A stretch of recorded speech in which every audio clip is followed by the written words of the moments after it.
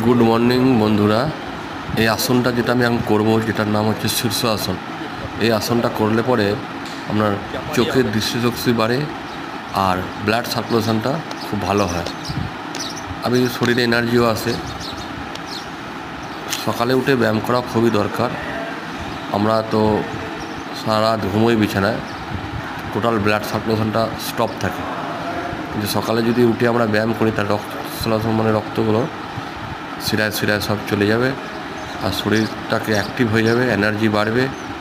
তাই প্রতিদিন সকালে উঠে যোগা অবশ্যই করা উচিত।